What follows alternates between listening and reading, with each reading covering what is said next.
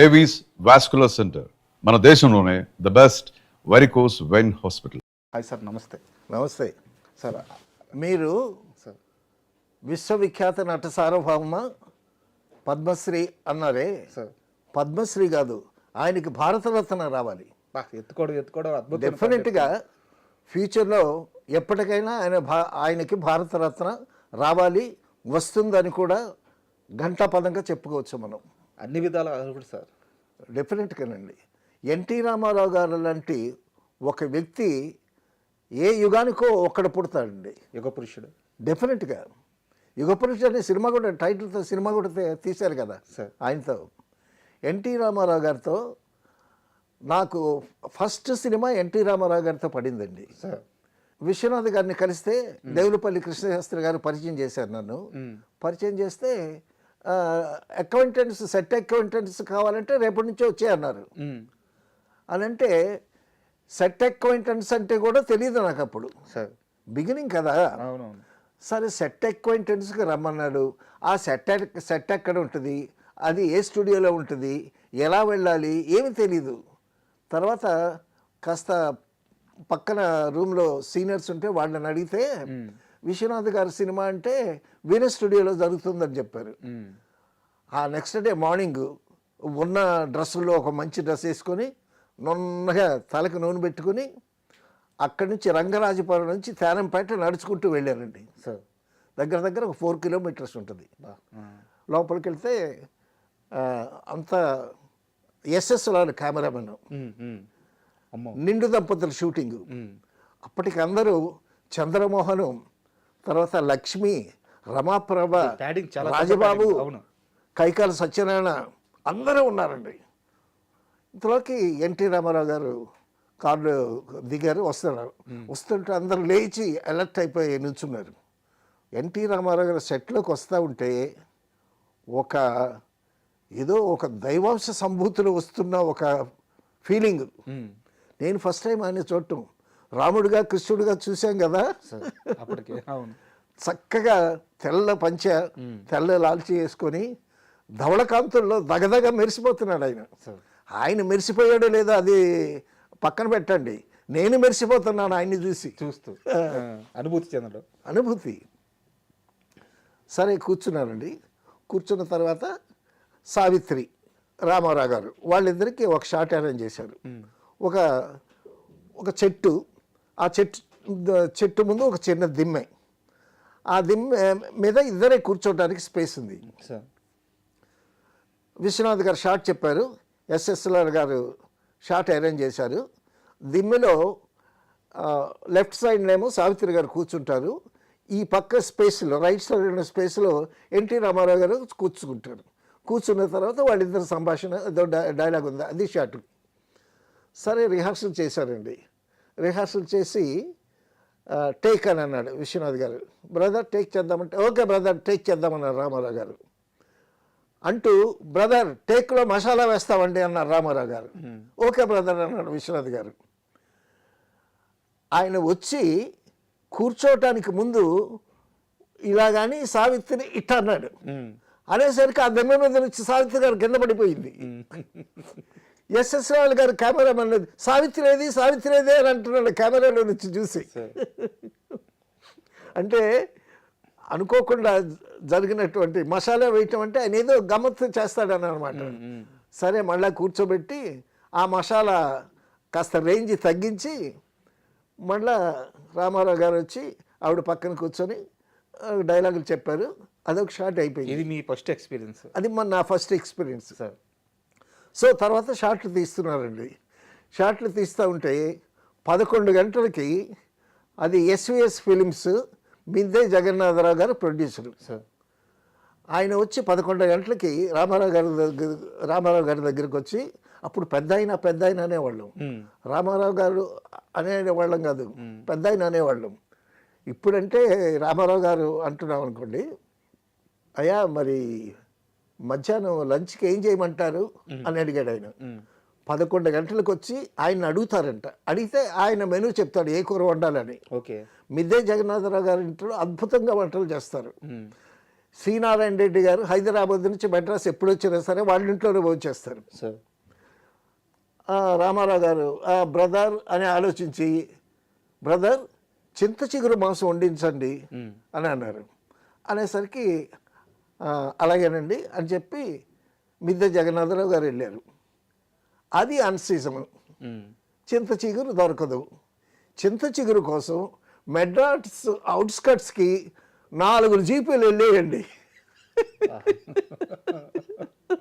అంటే ఆ రోజుల్లో ఆయన మాట వేదం. ఆ. రోజు 11 గంటలకు వచ్చి ఆయన మెనూ అడగాలి నిర్మాతలు. ఆ ఫుడ్ తెచ్చి రెడీ చేస్తారనమాట. వేడిగా హాట్ బాక్స్లో తెచ్చి పెడతారు.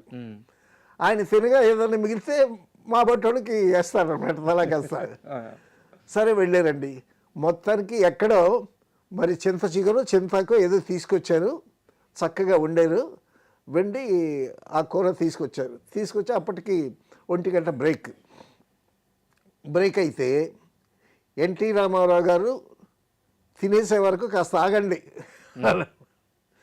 సరే మేము కాసేపు ఆగాము. ఇంతలోకి ఎన్టీ రామారావు గారు తినేశారు. తినేసిన తర్వాత ఆ చింత చిగురు మాంసం కూర మా వరకు వచ్చింది. ముందేమో అసోసియేట్ డైరెక్టర్ కూర్చున్నాడు, తర్వాత అసోసియేట్ కెమెరామెన్ కూర్చున్నాడు, తర్వాత ఒక అసిస్టెంట్ డైరెక్టర్ కూర్చున్నాడు, లాస్ట్లో నేను కూర్చున్నాను. నేను అప్రెంటిస్ని కదా. సరే ఆ కూర అందరికీ వడ్డించారండి. ఆఖరికి నాకు వచ్చేసరికి ముక్కలేదు, ఇంత ఇగురు పడింది. మొక్కలేదో ఆకు వచ్చింది అనంటే, ఓహో నేను అప్రెంటిస్ కాబట్టి నాకు మొక్కబడలేదు, అసిస్టెంట్ డైరెక్టర్ తర్వాత మొక్కబడుద్ది అని అనుకుని ఆ రోజు ఆ విధంగా షూటింగ్ అయిపోయింది. ఆ రోజంతా సావిత్రిని చూడటం, రామారావు గారిని చూడటం, తర్వాత లక్ష్మి, చంద్రమోహన్, కైకాల సత్యనారాయణ వీళ్ళంతా. తర్వాత అండి నెక్స్ట్ డే షూటింగ్కి వెళితే నెక్స్ట్ డే షూటింగ్లో చాలా పెద్ద షాట్ అరేంజ్ చేశాడు ఆయన. పెద్ద షాట్ అరేంజ్ చేసేసరికి ఆర్టిస్టులు అందరూ ఉన్నారు. ఎందుకంటే ఆర్టిస్టులు అందరూ ఉండేటప్పుడు అందరు కాంబినేషన్లో షాట్ తీస్తారు కదా జనరల్గా. అందులో ఏంటి, సత్యనారాయణకి రామారావు గారికి ఒక మాట మీద ఒక భేదం వస్తుంది. వచ్చేటప్పుడు సత్యనారాయణ గారేమో రామారావు గారిని ఇట్లా ఏదో అంటాడు. ఆ అనటంలో కొంచెం హార్ష్గా తగిలిందేమో. ఇదంతా షాట్ జరుగుతుంది. హార్ష్గా తగిలిందేమో. రామారావు గారు కథలో కూడా ఇన్ని కొట్టాలి. ఇక రామారావు గారు కొట్టడం స్టార్ట్ చేశారండి. దబా దబా దబా బాతున్నాడు సత్యనారాయణ గారిని. నిజంగానే రామారావు గారు దబా దబా దబా బాతున్నాడు. సరే అంతా పెల్మెల్ అయిపోతుంది. సో కొంతమంది ఏమో యాక్షన్ అనుకుంటున్నారు, కానీ అక్కడ చూస్తే పరిస్థితి నిజంగానే ఉంది. సో ఆఖరికి ఏమైందంటే రామారావు గారు కొట్టిన తర్వాత రిలాక్స్ అయిన తర్వాత అప్పటికి విశ్వనాథ్ గారు ఇంకా కట్ చెప్పట్లే, కెమెరా కట్ చెప్పట్లే. ఇంతలోకి గబుక్కున కెమెరా అసిస్టెంట్ వచ్చి కెమెరా స్విచ్ ఆఫ్ చేశాడు.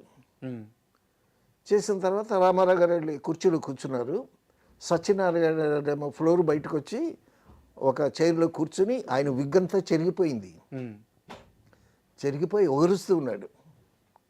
సో అందులో మరి ఈ కైకాల సత్యనారాయణ గారు రామారావు గారిని ఇట్లా టచ్ పోయి ఎక్కువ అన్నాడు, లేకపోతే ఆ డైలాగు చెప్పటంలో ఏదైనా హార్ష్గా చెప్పాడు ఏమో. నేను సెకండ్ టైం కదా అది చూడటం. సో కైకాల సత్యనారాయణ గారు అయితే విగ్గంతా చెగిరిపోయి ఒగురుస్తున్నాడు. సో మొత్తానికి ఒక ½ an hour షూటింగ్ లేదు. పిన్ డ్రాప్ సైలెన్స్ అనమాట వీనస్ స్టూడియోలో. ½ an hour అయిన తర్వాత మళ్ళా గోపాలకృష్ణ అనేటువంటి అసోసియేట్ని పిలిచి విశ్వనాథ్ గారు నెక్స్ట్ షాట్కి రెడీ చేద్దామనంటే అప్పుడు షూటింగ్ స్టార్ట్ అయింది. తర్వాత అంటే సత్యనారాయణ గారు అడగడం కానీ వీరు ఎన్టీఆర్ గారు చెప్పడం కానీ ఏం జరగలేదు, ఏమీ లేదండి. అది అక్కడితో ఆగిపోయిందాక ఎవ్రీబడి యాక్సెప్టెడ్ ఇట్ అంతే. తర్వాత అప్పుడు పెద్ద సీనియర్ లైట్స్ ఉండేవి కదా. ఈ లైట్ బాయ్ ఒక లైట్ తీసుకొని ఆ ల్యాడర్ ఎక్కి అక్కడ ఫిక్స్ చేస్తున్నాడండి లైట్, సీనియర్ పెద్ద లైట్. అక్కడి నుంచి పడిపోయాడండి అతను, అబ్బాయి పడిపోయాడు, లైట్ మ్యాన్ పడిపోయాడు. పడిపోయేసరికి లైట్స్ ఆఫ్ అని అన్నారు, లైట్స్ ఆగిపోయాయి, కరెంటు కూడా ఆఫ్ చేశారు. ఆఫ్ చేసిన తర్వాత గబుక్కున కొంతమంది అతని దగ్గరికి వచ్చారు. రామారావు గారు, మిద్దె రామారావు గారిని పిలిచి, ప్రొడ్యూసర్ని పిలిచి అతన్ని లేపి, పెద్ద దెబ్బలు తగల సార్, నేను చాలా ఇదిగా ఫీల్ అయ్యాను. నేను ఏమి దెబ్బలు తగిలేయాను, అవి జనరల్గా జరుగుతూ ఉంటాయంట. మీరు అప్పుడు కొత్త కాబట్టి నాకు ఇది అనిపించింది. తర్వాత ఆ రెడ్ బాయ్ని తీసుకెళ్ళి హాస్పిటల్కి తీసుకెళ్ళి ఏదో చిన్న చిన్న దెబ్బలు తగిలితే ఏదో ఇంజక్షన్ ఏదో మందులు ఏదో ఇచ్చి ప్యాచప్ చేశారండి. అది రామారావు గారితో ఫస్ట్ ఎక్స్పీరియన్స్. సత్యనారాయణని రామారావు గారు కొట్టడం చూసి నాకు భయం వేసింది. సత్యనారాయణనే కొడితే జయకుమార్ అలాగా ఫస్ట్ టైం రామారావు గారిని చూడటం, ఆ సినిమా చేయటం ఆ విధంగా జరిగిందండి. తర్వాత నేను విశ్వనాథ్ గారితో శోభన్ బాబు సినిమాలు వరుసగా పనిచేయడం జరిగింది. చెల్లెలి కాపురం కానీ, కాలం మారింది కానీ, తర్వాత మధ్యలో కృష్ణ గారి సినిమా నేరవ శిక్ష, అలా చేసుకుంటూ వచ్చా. మళ్ళీ ఎప్పుడైనా రామారావు గారి సినిమా ఒకటి చేద్దామనేటటువంటి ఉద్దేశం ఉండేది. అయితే చిన్ననాటి స్నేహితుల సినిమా జరుగుతూ ఉంటే అప్పటికి కాస్త ఎక్స్పీరియన్స్ వచ్చింది కదా మనకి. అప్పుడు చిన్ననాటి స్నేహితులు జరుగుతూ ఉంటే నేను ఆ సినిమాకి పనిచేయకపోయినా షూటింగ్కి వెళ్తూ ఉండేవాడిని. విశ్వనాథ్ గారే కదా కాబట్టి వెళ్తూ ఉండేవాడిని. వెళ్ళేసరికి ఏవిఎం స్టూడియోలోనండి అందరూ కూర్చున్నారు. రామారావు గారు వచ్చారు. రామారావు గారు వస్తే ఆయనకు ఒక చైరు, దాని మీద పెద్ద Turkey towel, white Turkey towel వేశారు. వేసిన తర్వాత టిఫిన్ అన్నీ అయిపోయిన తర్వాత 11 o'clockకి మళ్ళీ ఫ్లోర్ బయటకు వచ్చారు ఆయన. అప్పుడు ఫ్లోర్ చక్కగా కుర్చీలు వేసుకొని చెట్టు కింద ఫ్లోర్ బయట కూర్చోటమే, ఈ క్యారవాన్లో ఏమేమి లేవు అప్పుడు. సో రామారావు గారు కూర్చుంటే ఆయన ముందు ఒక టీపాయ్ పెట్టారు. టీపాయ్ పెట్టిన తర్వాత వరుసగా అటు 3-4 చైర్లు, ఇటు 3 సార్లు రాజుగారి దర్బార్లాగా ఉందన్నమాట. ప్రొడ్యూసర్లు, డైరెక్టర్లు అందరూ కూర్చున్నారు. ఆయన మధ్యన కూర్చున్నాడు, టీపాయ్ పెట్టారు. ప్రొడక్షన్ మేనేజరు ఎన్టీ రామారావు గారికి ఇష్టమని కేజీ జీడిపప్పు మిఠాయి, 1 కేజీ జీడిపప్పు మిఠాయి తీసుకువెళ్తుంటే ప్రొడక్షన్ మేనేజర్ దగ్గర నుంచి ప్రొడక్షన్ ఎగ్జిక్యూటివ్ తీసుకుని నేను తీసుకెళ్తాను అని అది తీసుకొచ్చి అట్ట పెట్టాడండి. అప్పుడు రామారావు గారిది ఏంటి, స్వింగింగ్ చైర్ అనమాట. సో ఆ కేజీ జీడిపప్పు, గుండు జీడిపప్పు ఊటీలో ఉంటుంది, జీడిపప్పు, గుండు జీడిపప్పు, ఆ పప్పుతో తయారు చేసినటువంటి జీడిపప్పు మిఠాయి అనమాట, కేజీ జీడిపప్పు. ఆ కుప్ప అలా పెడితే రామారావు గారు ఇలా ముందుకొచ్చి ఇట్ట తీసుకొని నోట్లో వేసుకొని వెనక్కి వెళ్ళి మళ్ళీ ముందుకు వచ్చేసరికి ఇది లోపల క్రష్ అయిపోయేది. మళ్ళీ వచ్చి గుప్పుడు తీసుకొని అట్లా తింటాయి. బ్రదర్ తీసుకోండి అంటే ఎవరు తీసుకుంటారు? అలాగా నేను కళ్ళారా చూశానండి. ఆ కేజీ జీడిపప్పు మిఠాయి అసలు 1 పావు గంటలో తినేసాడండి ఆయన, రామారావు గారు. అసలు ఆ తిండి ఏమిటో, అంత తిండి తినేవాడా ఎన్టీ రామారావు గారు. బిగినింగ్ స్టేజ్లో వాహిని స్టూడియోలో రామారావు గారు, నాగేశ్వరరావు గారు వీళ్ళందరూ జీతాలకు పనిచేసేవాళ్ళు కదా. కరెక్ట్, అవును సార్. అప్పుడు ఆ జీతాలకు పనిచేసేటప్పుడు రామారావు గారు వచ్చి ఎర్లీ మార్నింగ్ వచ్చి వాహిని స్టూడియోలో ఫైట్స్ ప్రాక్టీస్ చేయాలి. అప్పుడు వీళ్ళకి ఇచ్చే టిఫిన్ ఏంటి, 2 ఇడ్లీ వడ సార్, 2 ఇడ్లీ వడ టిఫిను. ఈయనేమో ఫైట్ అదంతా ప్రాక్టీస్ చేసేవాడంట. ఈయనకి 2 ఇడ్లీ వడ చాలట్లేదు, కేజీ జీడిపప్పు తినడానికి 2 ఇడ్లీ వడ సరిపోతుందండి.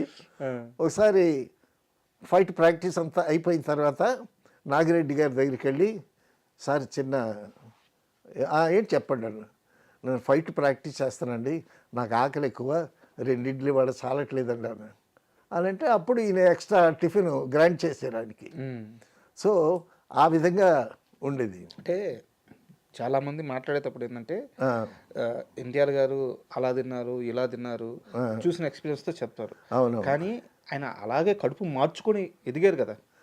కడుపు మార్చుకోవటం ఏంటండి, రాముడు కృష్ణుడు వేషాలు వేసేటప్పుడు ఆయన నిమ్మకాయ నీళ్ళే తాగుతాడు.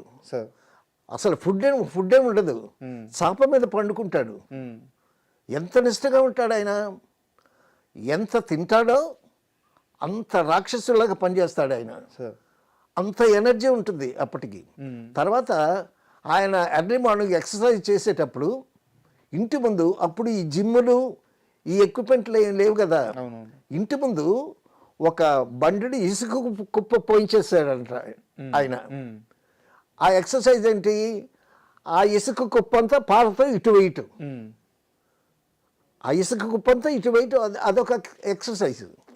ఆ ఎక్సర్సైజ్ అయిన తర్వాత స్నానం చేసిన తర్వాత పూజ గిజ ఏదో ఆయన చేసుకున్న తర్వాత చక్కగా మేకప్ వేసుకుని తర్వాత సుష్టుగా భోంచేసి అప్పుడు డ్రెస్ వేసుకుని, అప్పటికి ఈయన చూడటానికి తిరుపతి వెళ్ళి గుండ్లు కొట్టించుకొని రామారావు గారు చూడటానికి ఒక 4 బస్సులతో జనాలు రెడీగా ఉంటారు.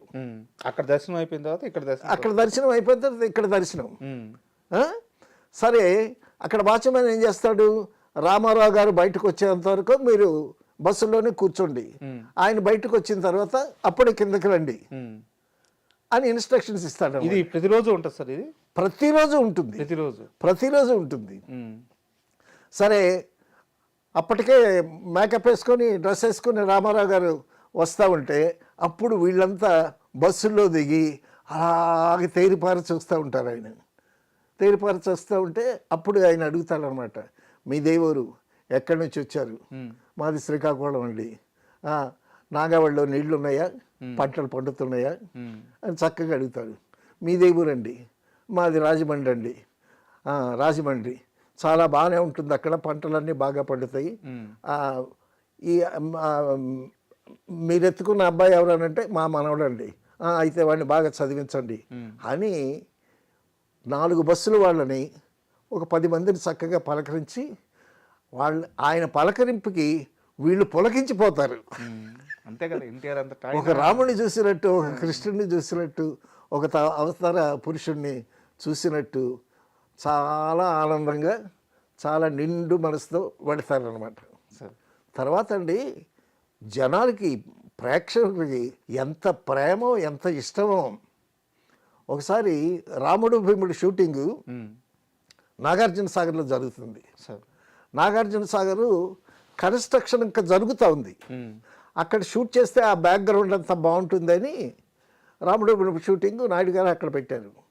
ఇక ఎన్టీ రామారావు గారు నాగార్జున సాగర్ షూటింగ్కి వస్తున్నారు అనేసరికి ఆ చుట్టుపక్కల ప్రజలు ఒక వేలు కాదు, ఒక 1,00,000 మంది ప్రజలు మూగిపోయారంట ఆయన చుట్టానికి వచ్చేసరికి అప్పటికి అక్కడ పోలీస్ ఫోర్స్ కూడా కంట్రోల్ చేయడానికి పోలీసులకి ఏదో ప్రాబ్లం వచ్చింది. ఎందుకంటే పక్కన ఏదో కెలామిటీ జరిగిందంట, ఆ పోలీస్ మెన్ అంతా అటు వెళ్ళారంట. ఇక్కడ పోలీస్ ఫోర్స్ కూడా లేదు.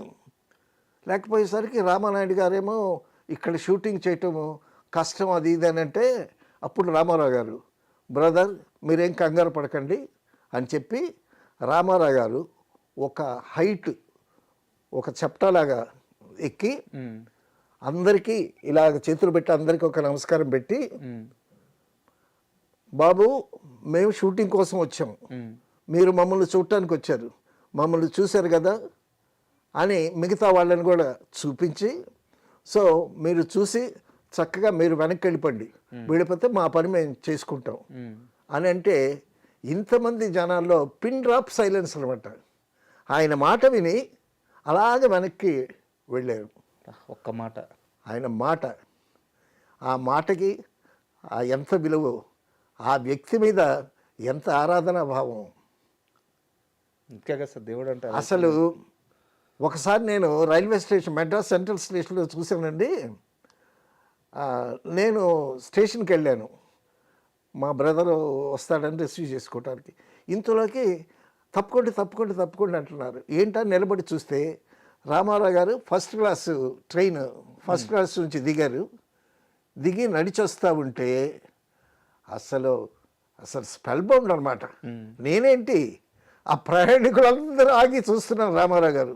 ఆయన నడక, పంచికట్టు, మంచి చక్కని తెల్లటి లాల్చి వేసుకుని ఆయన మామూలుగా వస్తున్నాడు. ఆయనకు మామూలే, ఆయన మామూలే, చూసే వాళ్ళకి మామూలు కాదు కదా, చూసేవాడికి మామూలు కాదు కదా.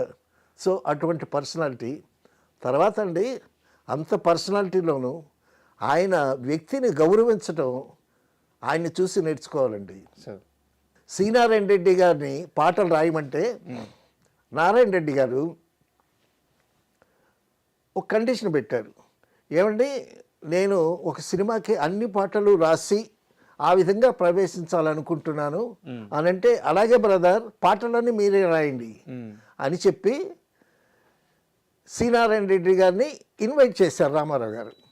సి నారాయణ రెడ్డి గారు హైదరాబాద్ నుంచి మెడ్రాస్ ట్రైన్లో వస్తున్నాను.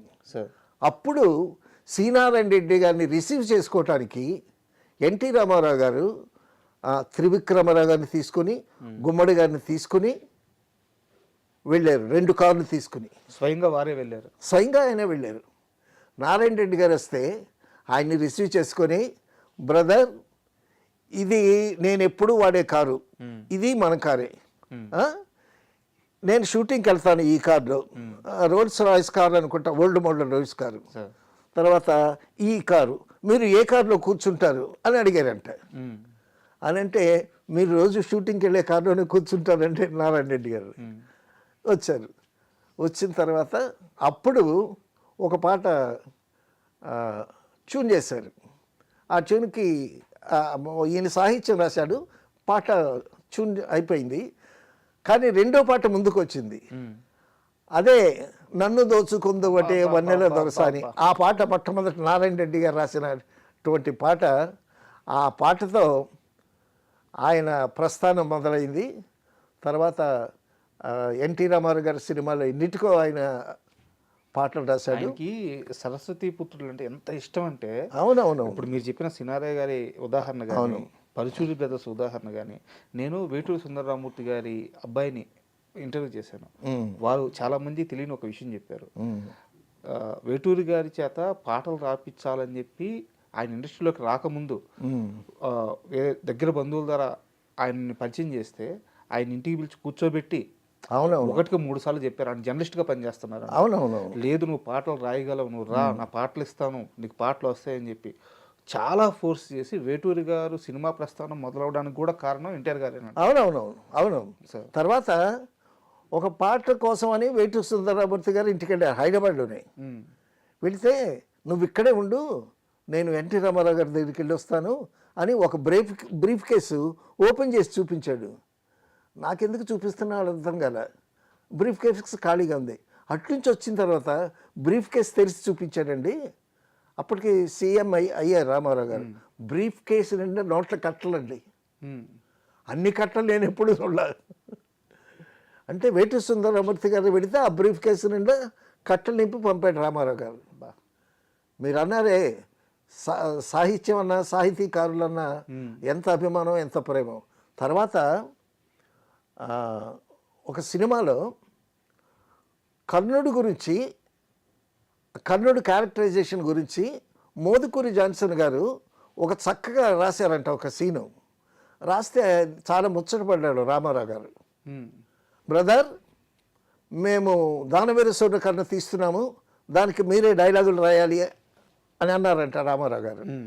అంటే ఒక కర్ణుడు క్యారెక్టరైజేషను ఒక క్యారెక్టర్కి ఆపాదించి రాయటంలో అంత బాగా రాశాడని. అది ఒక్క సీనే అని అంటే అప్పుడు మోదుకూరి జాన్సన్ అన్నాడంట, సార్ మీరు దానవీర సూర్యకర్ణ చేస్తే నేను రాయటం ఓకే, నాకన్నా ఆ సినిమాకి బాగా న్యాయం చేసేటటువంటి ఇంకా గొప్ప కవి ఉన్నాడండి, ఆయనే న్యాయం చేస్తాడు అని అన్నారు. ఎవరంటే ఆయన కొండవీటి వెంకట కవి గారు అని మోదుకూరి జాన్సన్ గారు చెప్పారు. ఏవి డైలాగులు సార్, ఏవి డైలాగులు. ఆయన కొండవీటి వెంకట కవి గారు ఎక్కడ గుంటూరు దగ్గర సాంస్క్రిట్ కాలేజ్ ప్రిన్సిపాల్గా చేస్తున్నాడు ఆయన. Okay, Sanskrit college principal. Ramarao గారు ఆయన్ని సంప్రదించి, సార్ దానవీర సూర్యకర్ణ చేస్తున్నానండి, మీరు మీరు డైలాగులు రాయాలి అంటే నేను రాయను అన్నాడు ఆయన. నేను రాయనండి అని అన్నాడు. అనంటే మళ్ళీ కొన్నాళ్ళు పోయిన తర్వాత మళ్ళీ ఆయన్ని సంప్రదించి, ఏమండి దానవీర సూరకర్ణ సబ్జెక్ట్కి మీరే గొప్ప న్యాయం చేస్తారని నాకు నమ్మకం, నేను విన్నాను, మోదుకూరి జాన్సన్ గారు కూడా చెప్పారు, ఒకటి చెప్పటం కాదండి మీ ప్రతిభ గురించి నేను విన్నాను, మీరు తప్పకుండా రాయాలి అని అంటే అప్పుడు ఓకే అన్నాడు ఆయన. కొండవీటి వెంకటరావు గారు ఆయన ఇన్వైట్ చేశారు, నారాయణ రెడ్డి గారిని ఇన్వైట్ చేశాడు, కొండవీటి వెంకటరావు గారిని ఇన్వైట్ చేశాడు. తర్వాత వేటూరి సుందరరామూర్తికి ప్రస్థానం ఎన్టీ రామారావు గారితోనే మొదలైంది. సో సాహిత్యం అన్నా, సాహిత్యకారులన్నా, కవులన్నా ఎంత ప్రేమో ఆయనకి. ఎవరైనా అంటే ఆయనతో కలిసి పనిచేసిన వారైనా, సినిమా ఇండస్ట్రీ నుంచి బయట ఉన్న వాళ్ళైనా సరే, ఎవరైనా ఒక సొంత ఇల్లు కొనుక్కున్నారంటే ఆయనకి అమితమైన ఆనందం అంట. అవునవును. తర్వాత అండి అక్కడ పెద్ద ఆయన అనేవాళ్ళు, ఇండస్ట్రీకి పెద్ద దిక్కు అనమాట. ఆయన హర్నాథ్ చేత రాముడు వేషం వేయించాడు. ఆయన డైరెక్షన్లో రాముడు వేషం వేశాడు, చాలా బాగున్నాడు అని అనుకున్నారు. అనుకున్న తర్వాత ఆయనకి సినిమాలు వచ్చాయి, ఆయనకి మార్కెట్ వచ్చింది, ఓ బ్రహ్మాండంగా వెలుగుతున్నాడు, బాగా మందు తాగుతున్నాడు అని అర్థమైంది. హర్నాథ్ పిలిచాడు, బ్రదర్ మీకు చాలా మంచి భవిష్యత్తు ఉంది, మీరు మద్యానికి బానిసలు అవుతున్నారని విన్నాను, మీ కెరీర్ పాడవుతుంది, జాగ్రత్త అండి అని అన్నాడు. ఆయన అన్న తర్వాత 4 రోజులు మానేశాడు, మళ్ళీ 5 రోజుల నుంచి మొదలుపెట్టాడు. అప్పటికి వీరాభం అనే సినిమాలో హర్నాథ్ హీరో అనుకున్నారు. హర్నాథ్ని బుక్ చేశారు ముందు. బుక్ చేసేసరికి ఈయన ఇట్లా తిరుగుతున్నాడని తెలిసి అప్పుడు రామారావు గారు కాదండి శోభన్ బాబుని పెట్టండి అని శోభన్ బాబు గారిని రికమెండ్ చేయటం జరిగింది. అంటే హర్నాథ్ అంటే వారి వ్యక్తిగత జీవితం, దానికి మనం ఏం చేయలేం కానీ ఆయన అవకాశం ఇచ్చి ఆయన స్టార్డమ్ తీసుకొచ్చిన మనిషి కూడా అవునవును చెడిపోతున్నాడు అంటే పిలిచి మాట్లాడడం, డెఫినెట్గా మనిషి యోగక్షేమాలు అబ్జర్వ్ చేయడం. అవునవును అంత పెద్ద స్టార్గా ఉంది. అవును. తర్వాత అండి ఏదన్నా ప్రొఫెషన్కి ఒక డిసిప్లిన్ ఉండాలండి. తర్వాత నేను చూశానండి మెడ్రాస్లో ఫ్లోర్లోకి ఎంటర్ అయ్యేటప్పుడు ఆర్టిస్టులు ఆ ఫ్లోర్ని ఇలా అనుకుని ఎంటర్ అయ్యేవాళ్ళు. అది అంతా ఆ డిసిప్లిన్ అంతా రామారావు గారు, నాగేశ్వరరావు గారి నుంచి వచ్చింది. ఆయన ఎంత పెద్ద స్టార్ అయినా రామారావు గారు తర్వాత డైరెక్టర్కి ఎంత రెస్పెక్ట్ ఇస్తాడో ఆయన, అలాగే తోటి నటినట్లకి ఎంత రెస్పెక్ట్ ఇస్తాడు, భానుమతి గారిని ఎంత రెస్పెక్ట్ ఇస్తాడు ఆయన. తాతమ్మకర్ సినిమాకి భానుమతి గారు వస్తే ఆవిడ షాట్లను ముందు తీసేసి ఆవిడని పంపించేటప్పుడు కారు వరకు వెళ్ళి ఆవిడకి టాటా చెప్పి ఆవిడ వెళ్ళిన తర్వాత లోపలికి వచ్చేవాడు ఆయన. తర్వాత మంగమ్మ గారి మనవడైన బాలకృష్ణ గారు పనిచేసింది. భానుమతి గారు ఉన్నారు అందరూ. అప్పుడు ఈ విషయం తెలిసి భానుమతి గారు చాలా గొప్ప నటీమణండి, ఆవిడ బహుముఖ ప్రజ్ఞావంతురాలు, ఆవిడతో మీరు చాలా మర్యాదగా గౌరవంగా ఉండాలి, ఆవిడ వెళ్ళిపోయేంత వరకు ఆవిడని కారు దగ్గర సాగనంపి ఆవిడకి బాయ్ చెప్పాలి మీరు, అదేదైనా బాలకృష్ణ గారికి చెప్పారు. జాగ్రత్తలు చెప్పాడు. అయితే సార్ ఇది నిజమో అబద్ధమో నాకు తెలియదు, నేను ఒక దగ్గర విన్నాను, ఇలాంటి పెద్దలు క్లారిటీ ఇస్తే ఇది కాస్త నిజమేదో తెలుస్తుంది. ఇదే మంగమ్మ గారి మనవడు సినిమాకి భానుమతి గారు ఉంటారు. సో బాలకృష్ణ ఆమె మనవడుగా చేస్తే ఆమె ముందు ఎవరు అంటే ఎన్టీఆర్ గారు చెప్పేది ఏముంది, అంటే భానుమతి గారి గురించి కొత్తగా చెప్పేది ఏముంది, ఎన్టీఆర్ గారు చెప్పినా ఇంకో ఆర్టిస్ట్ చెప్పినా ఆమె ముందు ఏ యాక్టర్ కానీ ఎవరు కానీ ఆమె ఆరా ముందు నిలబడలేరు. అవును. ఎన్టీఆర్ ఏఎన్ఆర్ లాంటి వాళ్ళ వారికి సాధ్యమవుద్దాం, రంగారావు గారు అలాంటి వాళ్ళు సాధ్యమవుద్దాం. అవును. బాలకృష్ణ గారిని ఆ సినిమా చేయొద్దు, భానుమతి గారి ముందు ఎవరు ఆనము, నీ కెరీర్కి ఉపయోగపడదని ఎన్టీఆర్ గారు ముందు హెచ్చరించారని నేను విన్నాను. నిజమా అబద్ధమా? అది నిజమా అబద్ధమో నాకు తెలియదు, కానీ నేను విన్నది మాత్రం ఇది. ఓకే. ఎందుకంటే భానుమతి గారు ఆవిడ ప్రభంజనం, ఆవిడ ప్రభావం, ఆవిడ ప్రతిభ అందరికీ తెలిసింది.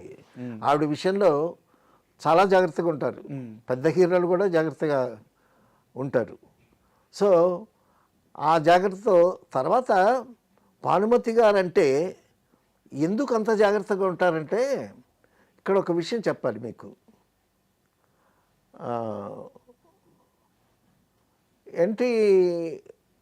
ఎన్టీ రామారావు గారి సినిమాలోకి భానుమతి గారు ఒక వేషం వేయాలి. ఆ వేషానికి డివి నరసరాజు గారిని పంపించారు రామారావు గారు. నరసరాజు గారు వెళ్ళి భానుమతితో మాట్లాడారు. డివి నరసరాజు గారు ఆ సినిమాకి రైటరు, చాలా పెద్ద మనిషి, జెంట్లమెన్ ఆయన. సో ఏ ప్రొడక్షన్ మేనేజర్ పంపించకుండా పెద్దరికంగా ఉంటుందని ఈయన పంపించారు. పంపించి ఏమండి చెప్పండి పలానా వేషం, ఆ క్యారెక్టర్ అదంతా చెప్పండి, మీరు వెళ్ళి చెప్తే వింటుంది ఆవిడ. తర్వాత రెమ్యునరేషన్ విషయం కూడా అప్పటికి రామారావు గారు 4 లక్షలు తీసుకుంటున్నారు. 4 లక్షలు తీసుకుంటే 4 లక్షలు చెప్పబాకండి, 2 లక్షలు అని చెప్పండి అని చెప్పి పంపించారు.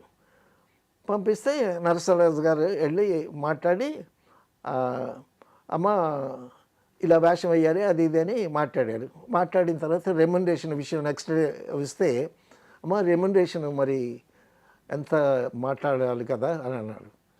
ఎన్టీ రామారావు గారు ఎంత తీసుకుంటున్నారు, దానికి 5,000 తక్కువేసి ఇవ్వండి అని చెప్పిందంట ఆవిడ. ఓకే, ఆమె రేంజ్కి తగ్గట్టు మరి హీరో కాబట్టి ఒక 5,000 కన్సెషన్ ఇచ్చింది ఆవిడ. సరే ఆయన ఆ నెక్స్ట్ డే 5,000కి తక్కువ 2 లక్షలు తీసుకుని వచ్చాడు.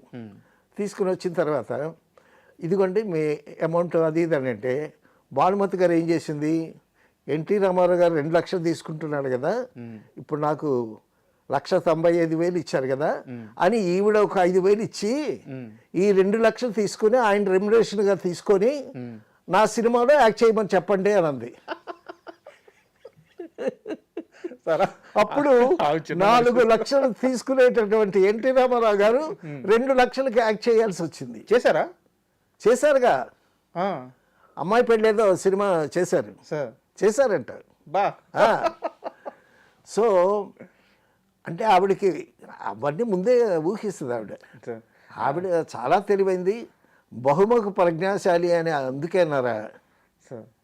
ఏంటండి ఒక సినిమాలో మిసం సినిమాలో ఈవిని తీసేసి సావిత్రిని పెట్టారు.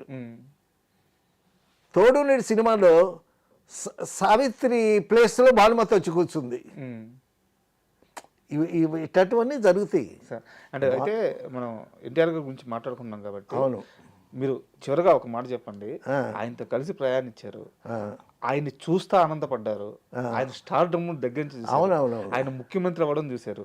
ఆయన అంత రేంజ్కి ఎదిగిన తర్వాత ఏ రోజన్నా ఆయన కలిసారా మీరు, ఆయనతో మాట్లాడడం కానీ? ఏడ కలిసాము, ఫస్ట్ సినిమాతో భయపడితే ఆ భయం అలాగే ఉండిపోయింది. తర్వాత చిన్నాటి స్నేహితులు షూటింగ్ అయ్యేటప్పుడు ఎన్టీ రామారావు గారు ఉండేటప్పుడు ఆయన చూడటానికి వెళ్ళాము ఏవిఎంకి. సో అప్పుడప్పుడు అలా చూడటమే ఆయన్ని. తర్వాత ఫంక్షన్స్లో చూడటం, అలాగే చూడటమే. తర్వాత ఎన్టీ రామారావుతో కలిసి పనిచేసేటటువంటి అదృష్టం నాకు దొరకలేదు.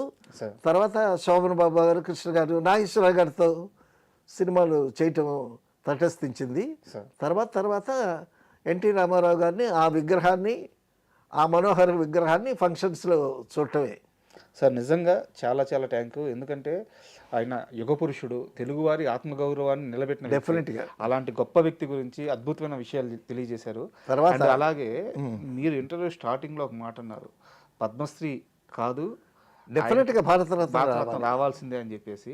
అది నిజం అవ్వాలని మనస్ఫూర్తిగా కోరుకుందాము సార్. తర్వాత 2002లో ఎన్టీ రామారావు గారి మీద ఒక కవిత రాశాను నేను. అది చదివి వినిపిస్తాను, చెప్పండి. దానితో ఫినిష్ చేద్దాం. నాటి ప్రభంజనం ఎన్టీఆర్, తెలుగు కీర్తి కిరీటాన కోహినూరు వజ్రమా, రంగుల తెర వేలుపు వెలిగిన నటరత్నమా, చరితార్థం నీ చరిత్ర చలనచిత్ర చరిత్రను, నటరాజ నర్తనం నీ నటన కౌశలం, తెలుగు సంస్కృతి సభలు, తెలుగు సంస్కృతి ప్రభలు వెదజల్లిన తెలుగోడా, తెలుగు ఆత్మగౌరవాన్ని చాటిన ఓ మనగాడ, నాడు నాడు పయనించి ప్రతి నాడిని కదిలించి చైతన్యం నింపినావు, స్ఫూర్తిని రగిలించినావు, కొండనేని ఢీకొట్టే గుండె ధైర్యం ఇచ్చినావు, సర్కారును సృష్టించి మేలు ఏలికైనావు, అంబరమే అబ్బురుపడి సంబరాలు చేసింది, తెలుగు జాతి జయ పతాక వినువీధిని ఎగసింది, ఢిల్లీ నేతల గుండెలు గుబిళ్ళని మ్రోగాయి,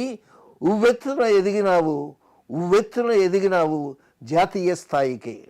బా అద్భుతంగా ఉంది సార్. అంటే ఆ మనిషి గురించి ఇంత బలమైన మాటలు రాయడం ఆయనకి అన్ని అలా అలంకారంగా కుదిరిని ఆ కవితలో ప్రతి మాట. ఎంత గొప్ప కవిత్వం నిజంగా great sir. Thank you. And for more videos, Please subscribe to iDream channel. Subscribe to iDream Media. Please subscribe to iDream. Please subscribe to iDream. Please subscribe iDream. And please subscribe to iDream. For more videos, subscribe to iDream. please like, share and subscribe to the channel. Congratulations, iDream. Subscribe to iDream. Subscribe to iDream. So subscribe to iDream Media. iDream ki iDream team andarki huge congratulations. Please subscribe iDream Media. Please subscribe to iDream. Subscribe iDream. Please subscribe to iDream. iDream అంటే నా కళల channel subscribe చేసుకున్న నోరు తిరుగుతలేదు, మీరైతే గంట గుర్తు కొట్టండి. For more such videos, please subscribe to iDream. Subscribe to iDream. Please subscribe to iDream. Please subscribe iDream Media. Please do subscribe to iDream. Please subscribe to iDream Media. For best entertainment and information, please subscribe iDream. And don't forget to subscribe to iDream.